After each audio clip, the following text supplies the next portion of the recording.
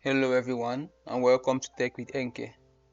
Today we are going to solve problem set 2 from CS50's Introduction to Programming with Python. Right now we're going to go ahead and start with Camel Case and we'll look at the others later.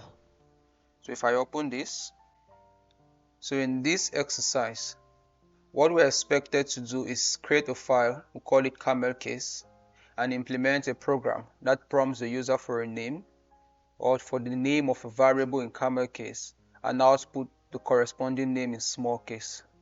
If we look at the demo, for example, when we run our file camel.py, it's supposed to prompt the user Camel Case. The user will enter a name, then we're going to return snake case. That's the name in snake case. This is a better example. If the user enters first name, we should return first name in this format. So I'm just going to go ahead and open VS Code in my computer and show you how to do this.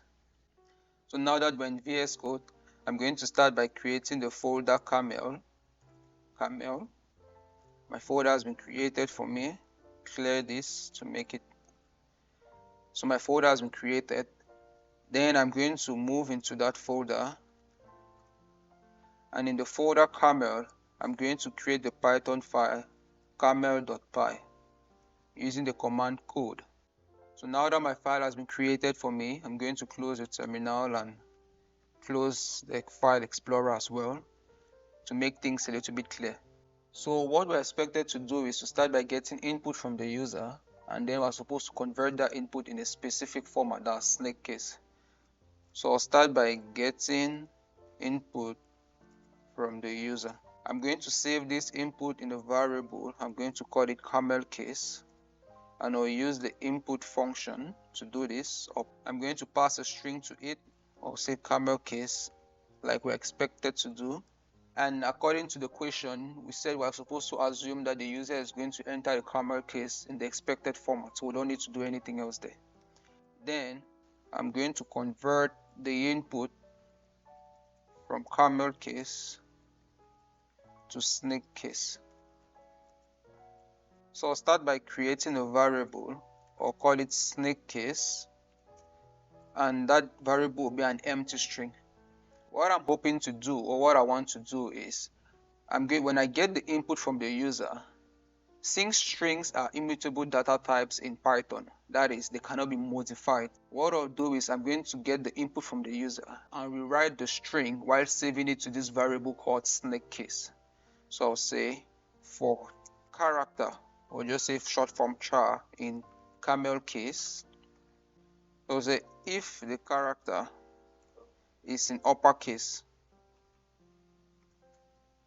what do? I'm going to save it to snake case plus equal to an underscore plus the character itself in lowercase. Okay, so let me explain what this does. So from the exercise, we've been told that the user is going to enter input in Camel Case. So for example, let's say preferred name. So this is something that the user could enter, and we're expected to convert this input from Camel Case into snake case. And if we look at this string, let me put this in the format of a string. So if the user enters something like preferred name, what you notice is this: every word starts with a capital letter. So preferred is a word on its own, name is another word, and it starts with a capital letter N. So what our code does is, we're going to iterate over this string, then we'll check each character if a character is a capital letter. If it's a capital letter, then it's going to pass this test, and then we're going to take that word, we'll add an underscore to that letter, we'll take the letter, we'll add an underscore to it, and then we're going to convert it into a lowercase. And after converting it to a lowercase, we'll add it to our variable snake case, because like I said, we're going to rewrite the user's input altogether. And if the user's input is not a capital case, what do? We'll just rewrite the character to our variable at once, snake case. So if I still put up a sample of what the user could enter, that's preferred name, Let's say for the first letter P, P is going to fail this test because it's not a capital letter, and so we're going to go to this else statement, and then else is going to add P to snake case. We'll keep doing this until when we get to N, N, capital N will pass this test, and so it's going to add an underscore, convert N into small case, then add it to snake case. I hope that's clear enough. That's all that we need to do to convert the user's input. We're just going to print this now, and I'm going to print it as an F string to get it in the right format. So I'll say snake case, or underscore rather, snake case. Then I'm going to use curly braces and I'll enter the variable snake case, and this should work just fine. So I'm going to save this script. I'm going to open my terminal once more, then I'll run the Python file camel.py. So we've been asked to enter a name, so what camel case, or just say user name, and you see it's been converted into the right output. That's user underscore name. If we try something else, let's say something a little bit longer, user, I have to run that again. So I'll say user name Python. Okay, this does not make a lot of sense, but let's just try tutorial, and it's been converted into user underscore name underscore Python underscore tutorial. So our code works just well. But before we separate today, I'm going to leave you with a small tip. This was not expected from us because from the exercise we are told the user is going to enter the camel case in the right format. But what if the user makes a little mistake and start with something like name case?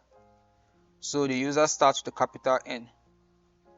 What do we see? We see that our code is going to put an underscore before the word name, and that's not what we want. So as a small bonus, what we're going to do is we are going to strip this.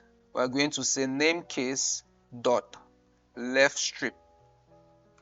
Okay, left strip. So what is going to do is going to remove left strip what? Left strip underscore. So it's going to remove any leading underscore in the variable snake case. So if we save this and we run this again, and we go back and enter name case, we see there's no longer an underscore before the word name. Thank you for following up to the end of this video, and I hope you enjoyed it. If so, do not forget to hit the like and subscribe buttons. Until next time, have a good day.